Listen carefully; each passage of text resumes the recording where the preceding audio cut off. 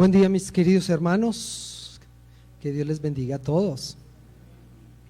¿Recuerdan esto? Tormentas que atormentan. A ver, ¿qué aprendimos hace 8 días en el tiempo de la predicación? ¿Qué nos habló el Señor? Escucho testimonios.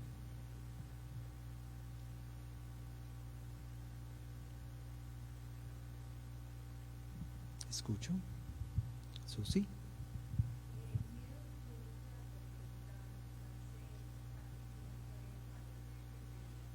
Ajá, así es. ¿Alguien más? ¿Gio? Así es. En medio de las tormentas el Señor nos pregunta, ¿acaso no tienen fe?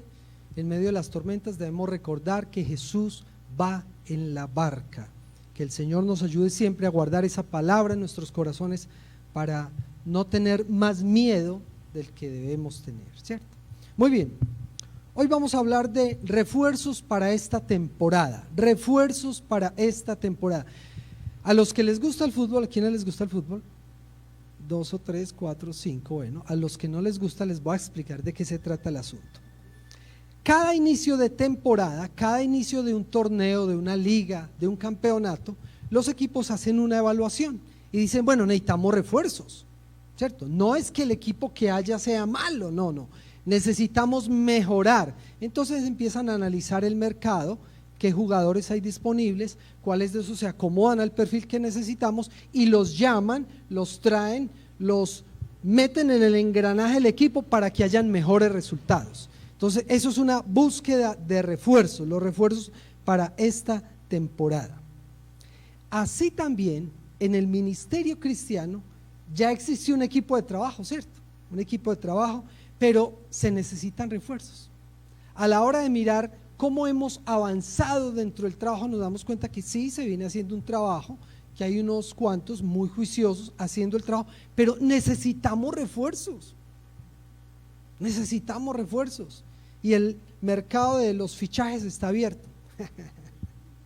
Está abierto, entonces se está haciendo un llamado para hacer refuerzos para que entren en el engranaje ministerial.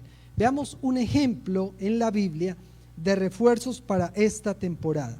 En Lucas capítulo 10, 1 al 20, Lucas capítulo 10, 1 al 20, se narra cuando Jesús envía a 72 discípulos más. ¿Y por qué digo más? Porque ya habían 12, ¿cierto?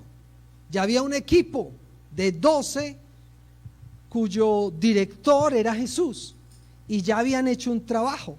Entonces Jesús los llama a estos otros 72 y les explica los pormenores de la misión. Les dicen, bueno, ustedes van a entrar en este engranaje que este equipo ya viene trabajando, haciendo. Ustedes van a reforzar este equipo para que nuestro trabajo tenga un alcance más amplio. Recordemos que hasta ese momento ya se había desarrollado el ministerio en Galilea. Jesús ya había hecho un trabajo en Galilea que queda al norte de Palestina y allí había trabajado Jesús con los 12 apóstoles. Habían hecho un trabajo, pero se dirigían hacia Judea y para trabajar el ministerio en Judea necesitaban refuerzos. El trabajo allí era más desafiante, había que hacer un trabajo más amplio, había que ir a más lugares, había que predicar más. Por lo tanto Jesús llamó unos refuerzos para el equipo, llamó 72 refuerzos, imagínense, ese equipo quedó bien reforzadito y los entrenó, les dio la información para que entraran en el engranaje del equipo que ya venía funcionando y pudieran tener un mayor alcance. Veamos entonces el proceso para incorporar nuevos refuerzos en la tarea de hacer discípulos. El proceso para incorporar nuevos refuerzos para hacer discípulos, para la tarea de hacer discípulos. Entonces, en primer lugar, en el texto vemos un llamado. Les decía ahorita que cuando un equipo profesional termina la temporada y va a iniciar una nueva, hace un análisis. ¿Cómo nos fue? ¿Logramos los objetivos? De acuerdo a la plantilla que teníamos, ¿qué alcanzamos? Y dicen, bueno, necesitamos unos refuerzos, sobre todo en unas posiciones. Entonces Jesús hizo lo mismo. Sabía que necesitaba unos refuerzos y le echó ojo a algunos y los llamó. Capítulo 10, verso 1 de Lucas, la parte A del versículo dice: después de esto, el Señor escogió a otros 72. Jesús escoge y obviamente llama, los está escogiendo y los está llamando. Y podríamos pensar, ¿qué perfil tenían esos refuerzos que el Señor Jesucristo llamó? Recordemos que tanto los 12 que venían trabajando ya, que habían hecho el trabajo en Galilea, pero estos 72 que iban a hacer el trabajo en Judea, eran personas que ya tenían conocimiento previo de Jesús.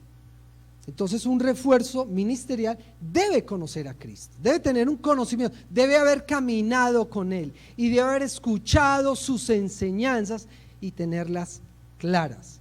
Habían escuchado, habían conocido, pero habían visto sus milagros. Si ustedes miran antecitos del capítulo 10, hubo milagros y todos esos milagros ellos los presenciaron y conocieron del poder de Cristo. Entonces, el perfil de esos refuerzos debía ser personas que conocieran de Jesús, personas que habían escuchado sus enseñanzas y personas que habían sido testigos de su poder. Entonces, así como para hacer un sondeíto, ¿quiénes de aquí conocen a Jesús? Pues la pregunta es, ¿hay alguien que no conozca para presentárselo?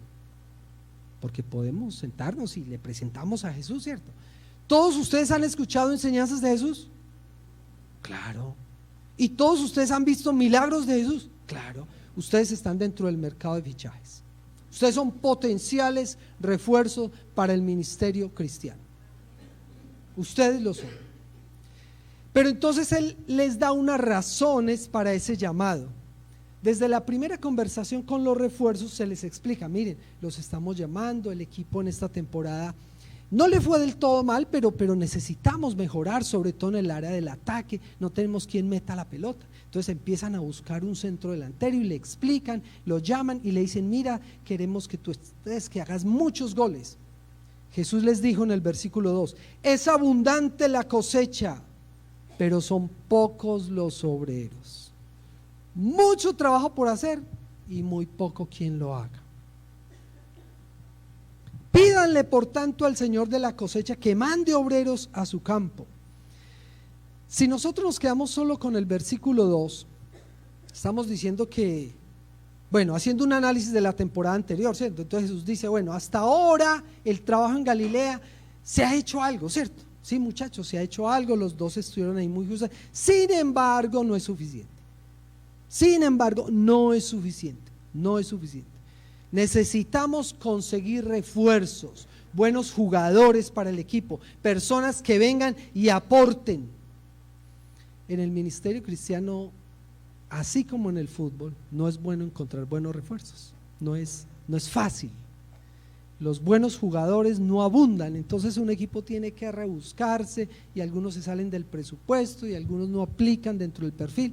Pero así es en el ministerio cristiano. Mucho el trabajo, pero pocos los que tienen el perfil, pocos los que se acomodan y sobre todo pocos los que quieren. Jesús dice ahí: pídanle al Señor que mande obreros. Es decir, de alguna manera dice: pídanle al Señor que Él va a mandar, ¿cierto? Y si nos quedamos así, pues todos nos quedamos quietos orando, ¿cierto? Quédate quieto, no hagas nada, ora. Pero el versículo 3, Jesús dice con signos de admiración: vayan ustedes. Tremendo, ¿cierto? Oren para que el Señor mande. Y después les dice: ustedes son los llamados, ustedes deben ir. No se quede solo orando para que Dios mande refuerzos, usted es el refuerzo. Usted que ya conoce a Cristo, que ya ha escuchado sus enseñanzas, que ha visto sus milagros, ¿se va a unir al equipo o no? ¿Se va a unir al equipo o no? Bueno, los jugadores de fútbol dicen: ¿y cuánto me ofrece en el contrato? ¿Cierto? O sea, ¿cuánto yo les ofrezco? Un galardón en el cielo. ¿Cómo les parece? ¿Les parece poquito? La iglesia no puede pagarles con dinero, pero el Señor Jesucristo le tiene un galardón guardado a aquellos que sean fieles en la tarea de hacer discípulos. Jesús al menos en esa temporada tuvo 12, ¿cierto? Cuando hizo el análisis, necesitamos más obreros, tenía 12 por lo menos. Yo les cuento, nosotros como iglesia en el Ministerio de Evangelismo no tenemos 12. No alcanzamos a llegar a los 12. Sí, ya hay personas juiciosas trabajando en el evangelismo, en el discipulado, hay personas haciendo la tarea, lo sé y reconozco ese trabajo y le doy gracias a Dios por la fidelidad de esas personas, pero no llegamos a 12. Y esta iglesia tiene 276 miembros activos, fuera de los inactivos, fuera de los que no se han bautizado y algunos que van y vienen, y cierto, pues siempre hay gente así. Pero de 276 miembros no llegamos a un equipo de 12. Entonces, ¿qué nos toca hacer? Pedir refuerzos. Entramos a una nueva temporada y necesitamos refuerzos porque vamos muy despacio. Y hay muchos pecadores muriendo, yendo al infierno porque no conocen de Cristo. Necesitamos refuerzos urgentes. ¿Y saben qué? El Señor, además de estarnos diciendo, oren para que Dios envíe, nos está diciendo, vayan ustedes. Vayan ustedes, ¿qué están esperando? Ustedes son los refuerzos llamados. Hoy Dios los está llamando para unirse al equipo de hacer discípulos. Primer paso en el proceso de incorporar refuerzos para la tarea de ser discípulos, el llamado. El segundo paso en este proceso es entender el método de trabajo. Entonces el equipo de fútbol llama al refuerzo y le dice, mira, nosotros aquí estamos trabajando así, la metodología del entrenador es así, y tú te vas a acomodar en esta posición y vas a trabajar en equipo. Entonces el nuevo refuerzo entiende la metodología que se usa en el equipo. Jesús les explica eso, llama a los refuerzos, los convoca, versículo 1 parte B dice, para enviarlos de 2 en 2 delante de él a todo pueblo y lugar donde pensaba ir. Jesús ya empieza a explicar la estrategia, cómo es que vamos a jugar en el equipo, cómo es que va a ser el trabajo. Y en primer lugar les dice, este trabajo es en equipo, solitos no, no es solos, no es tú por allá solo haciendo el trabajo, una rueda suelta, no, el trabajo es en equipo, porque somos un cuerpo, ¿cierto? Un equipo, dentro de un engranaje, dentro de una visión, de 2 en 2. Jesús no dijo, vaya usted por allá y usted por allá, no, se me juntan en equipo y trabajan junticos. Ahora, ¿qué ventajas creen ustedes que hay al trabajar junticos en equipo? A ver, ¿qué ventajas? Apoyo, ¿qué más? Nos damos ánimo uno al otro, nos damos fuerza, nos fortalecemos. Complemento, cuando el uno no sabe, el otro le enseña. Si el uno se equivoca o falla, el otro lo fortalece y lo levanta, ¿cierto? ¿Y qué desventaja hay al trabajar solos? Sí, uno solo se puede desanimar más fácil, se puede cansar porque lleva toda la carga y se puede despistar más fácil. Si uno va solo, se despista, no hay quien lo corrija, no hay quien le diga, mira, las cosas no son así, debemos hacerlas así. Entonces Jesús les dice que deben trabajar en equipo, pero también en el versículo 3 dice, miren que los envío como corderos en medio del lobo. Nadie dijo que la tarea iba a ser fácil. A mí me encanta la sinceridad de Jesús. Jesús dice las cosas abiertamente, él no se guarda nada. Miren, los envío como corderos en medio de los… ¡Ay, qué susto! Señor, ¿tú cómo nos dices eso? En vez de motivarnos, vamos, tú eres ganador, tú eres triunfador, tú vas a poder, Colombia para Cristo. No, los envío como corderos en medio de los… ¡Uy! El Señor le mete el frenazo a uno. Porque lo ubica, el Señor lo ubica a uno, lo pone los pies sobre la tierra. Esto no es fácil, ¿quién dijo?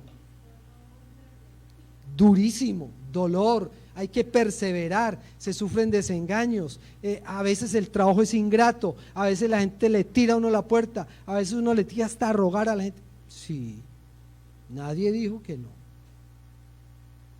Es peligroso, peligroso porque hasta puede encontrar uno burlas, puede encontrar rechazo y puede encontrar persecución. Y fuera de eso, el diablo le hace a uno la guerra. Fuera de todo eso. Entonces, el trabajo no es fácil. Yo no estoy diciéndoles, vengan que esto es un paraíso. No. Quien quiera trabajar, esto es duro.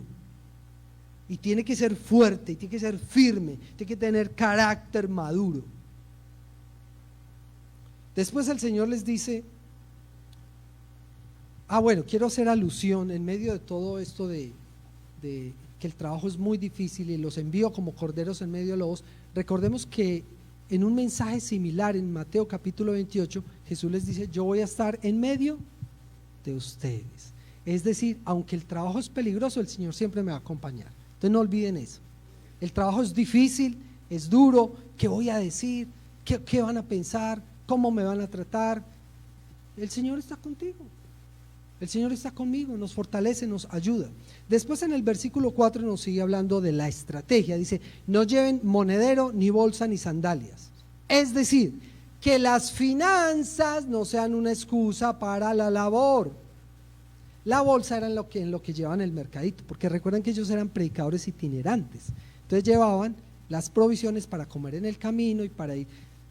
Que la provisión no sea la excusa, ¿y cómo hacemos? No. El evangelismo se puede hacer sin dinero, se los compruebo, lo hemos hecho, sin grandes presupuestos. Se puede hacer. Hacer discípulos no requiere grandes inversiones. No lleven sandalias, es decir, no lleven más de lo que necesitan. Es decir, esto es un trabajo sencillo. No tienen que llevar grandes equipajes. No, es que yo hasta que no haga un posgrado en evangelismo y discipulado, yo no hago discípulos. ¿Quién dijo? Ya conocemos del Señor, hemos escuchado sus enseñanzas, visto sus milagros. Después dice, ni se detengan a saludar a nadie por el camino, es decir, no pierdan el tiempo en trivialidades. Les recuerdo que el saludo en el contexto hebreo era todo un picnic. No era, hola, buenas tardes. No, era un picnic. Se encontraban en el camino, tendían, se sentaban a tomarse sus cositas, a comer, y cómo va la familia. Y hágale, eso era una visita. Entonces, el Señor de alguna manera nos está diciendo a nosotros, miren, enfoquémonos en el objetivo, que es hacer discípulos. Hay muchas otras cosas que nos entretienen, ¿cierto? Enfoquémonos, no nos distraigamos con trivialidades. Después dice, cuando entren en una casa, versículo 5, digan primero paz a esta casa, es decir, sean corteses, sean educados. Si los invitan a un grupo familiar, a compartir en una casa, a compartir en un lugar, atiendan bien a la persona, sean cariñosos, sean amables, sean cordiales, saludan, que la persona se sienta bien con ustedes. Después dice, quédense en esa casa y coman y beban de lo que ellos tengan, porque el trabajador tiene derecho a su sueldo. No anden de casa en casa. Cuando entren a un pueblo y lo reciban, coman de todo lo que les sirvan, es decir, reciban de todo. Por un lado, sean sencillos, humildes y reciban lo que les den, pero por otro lado, no exijan. Ir de casa en casa era que, les recuerdo, ellos eran predicadores itinerantes, entonces pues para que les dieran más merienda, podían abusar e ir a muchas casas a recibir merienda. Cuidado con el abuso. No abusen de las personas a las cuales les están llevando el evangelio. Es que es muy generoso. No abuse. Sí, si son generosos, reciba, pero no abuse, es parte de la estrategia. Luego dice, sanen a los enfermos que se encuentran allí y díganles, el reino de Dios ya está cerca de ustedes, versículo 9. Es decir, tengan misericordia de las necesidades físicas. Santiago dice, ¿cómo voy yo a decirle a alguien que tiene hambre, sí, yo voy a orar por usted, vaya en paz? No, invítelo pues a un café. Invítelo a un cafecito con pancito que pueda calmar el hambre, y una vez con el estómago saciado, háblele al corazón, porque con hambre nadie atiende. Si alguien tiene un problema terrible en la cabeza, escúchele, atiéndale. Si alguien tiene un dolor, una dolencia, atiéndale, que se sienta atendido en su necesidad para que más fácilmente reciba el mensaje. Pero Jesús es contundente con esto. La prioridad no es la sanidad del cuerpo. La prioridad nuestra no es quitarle el hambre a la gente. La prioridad es la sanidad, restauración y salvación del alma. Ese es el propósito, que todo lo que hagas, invitarlo a esto, hablarle de esto, escucharle por esto, se enfoque a que tú le vas a hablar de Cristo y la persona llega al arrepentimiento. Y si no, nos desenfocamos.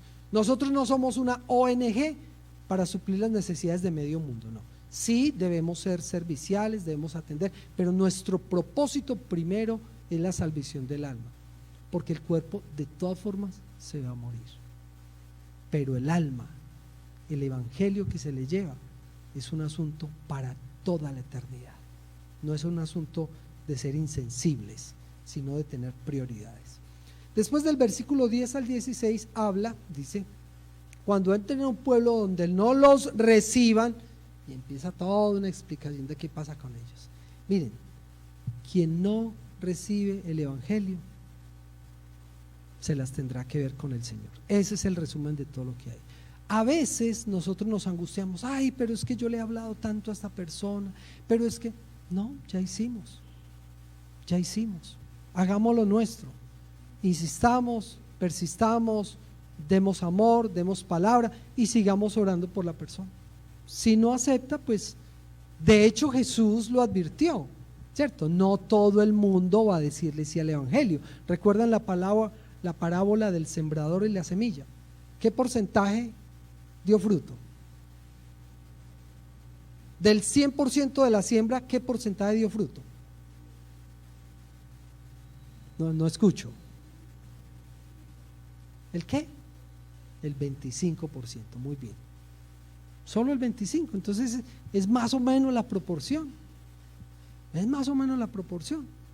Uno habla y no todo el mundo va a escuchar, no todo el mundo va a seguir. Uno quisiera que todos estuvieran firmes y en la iglesia y trabajando en el ministerio. No. Y el Señor dice, el que no recibe tendrá que vérselas conmigo.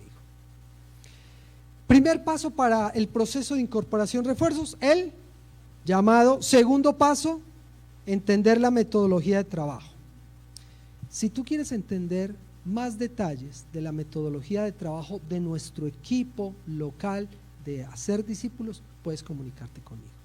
Con todo cariño me sentaré contigo, te explicaré, te daré detalles y si necesitas capacitación, te la daremos, pero no saques más excusas. Dios te está llamando y te vamos a explicar claramente cuál es la metodología de trabajo. Número 3, en el proceso de incorporar refuerzos, el cumplimiento de las tareas. Después de haber llamado, explicado, pues nos lanzamos al ruedo, ¿cierto?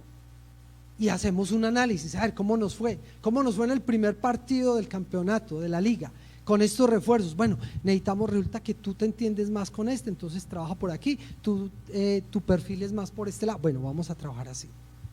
Y precisamente en el versículo 17, después de esa prueba, ellos regresan. Versículo 17, cuando los 72 regresaron, dijeron contentos, muy contentos venían. Señor, hasta los demonios se nos someten en tu nombre. Yo veía a Satanás caer del cielo como un rayo, respondió él. Sí, les he dado autoridad a ustedes para pisotear serpientes y escorpiones y vencer todo el poder del enemigo. Nada les podrá hacer daño. Sin embargo, no se alegren de que puedan someter a los espíritus, sino alégrense de que sus nombres están escritos en los cielos. Dentro de ese cumplimiento de las tareas, me llama mucho la atención que ellos regresaron contentos. Ellos no regresaron, ay, qué pereza este trabajo, esto es muy duro, somos como ovejas en medio de lobos, mucha gente no nos escuchó, algunos nos cerraron las puertas, otros no. No, ellos regresaron contentos. Es que el que trabaja para el Señor te quiere estar contento, ¿cierto? Estamos trabajando para Dios. Es que no estamos haciendo cualquier cosa, estamos trabajando por Dios. Eso tiene que llenarnos de gozo. ¿Que el trabajo es pesado? Sí. ¿Que el trabajo es difícil? Sí, pero yo no pierdo el gozo. Vamos para adelante con el gozo del Señor. Y regresaron contentos, a pesar de los riesgos, a pesar de que era su primera vez. Qué susto, yo qué voy a decir, es mi primera vez, no importa. Regresaron contentos, se enfrentaron a un mundo incrédulo y se enfrentaron al reino del mal, se enfrentaron con el diablo, y no salieron corriendo. Estaban contentos. Señor, tú nos respaldas con el poder de tu reino. Tú nos acompañas, Señor. Entendieron que la tarea de hacer discípulos es una batalla espiritual. Cuando alguien le diga, vamos a hacer guerra espiritual, entonces usted dice, camine, vamos a evangelizar. De una. Claro, esa es la mejor forma de hacer guerra espiritual. Miren, algunos le gritan al diablo, lo atan y le dicen yo no sé cuántas cosas. Miren, póngase a evangelizar y a discipular y verá cómo le va a sacar la piedra al diablo. Le va a declarar la guerra de frente, porque le está robando adeptos, le está robando gente, está sacando gente del reino del mal para el reino del bien. Por eso en la escena dice, yo vi al diablo caer. Claro, furioso, me están robando gente. Pero pues cuando no hay refuerzos, entonces pues el diablo está contento, porque el trabajo a media máquina, el trabajo incompleto, el trabajo despacio y los refuerzos, bien, gracias. Pero al final de este texto, los discípulos, los refuerzos deben entender que sí, muy chévere que en la guerra espiritual ganamos y muy chévere que pasa todo esto, pero otra vez la prioridad, alégrense de que sus nombres están escritos en el reino de los cielos, en el libro. Esa es la prioridad, ese es el foco, ese es el punto, ese es el objetivo. Que tú quieres irte por aquí, muy bien, pero no pierdas el foco, ese es el objetivo. Que tú quieres irte por aquí, no hay problema, pero no pierdas el foco. ¿Cuál es el foco? ¿A dónde debo llegar? Que el nombre de las personas esté escrito en el libro del reino de los cielos. Cada inicio de temporada los equipos buscan refuerzos. ¿Por qué? Porque necesitan mejorar, porque algunos jugadores se lesionaron y no pueden seguir, porque algunos se fueron para otro equipo, ¿cierto? Porque bueno, entonces cada equipo debe buscar refuerzos dentro del mercado del fichaje. Yo aquí estoy viendo un mercado de fichaje muy bueno y veo muy buenos jugadores que los necesitamos en nuestro equipo. Los necesitamos. Y no está hablando Ricardo Castañeda, Dios hoy les está haciendo un llamado. Vengan, únanse al equipo, somos muy pocos, no llegamos siquiera a 12. Si Jesús teniendo 12 pidió 72 refuerzos, ¿cuántos necesitamos nosotros que ni siquiera llegamos a 12? Necesitamos la iglesia completa trabajando para el Señor, haciendo discípulos.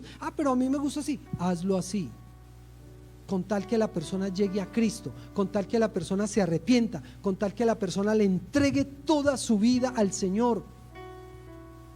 Pero es que yo soy perfil izquierdo, perfil derecho, yo juego allí. No importa, esto es un equipo, nos necesitamos unos a otros. En el proceso para incorporar refuerzos en la tarea de ser discípulos hay un llamado. Dios te lo está haciendo hoy. Debe haber un entendimiento de la metodología. Ya hablamos de algunas cosas. Si necesitas más detalles, nos sentamos y charlamos sobre eso. Y número 3, debe haber un cumplimiento de las tareas. Vamos a enfocarnos en el hacer discípulos. No nos distraigamos más, queridos hermanos. Espero que después de esta reflexión muchos refuerzos digan: sí, heme aquí, Señor, aquí estoy. Terminemos cantando y orando con la siguiente canción. Blanquita.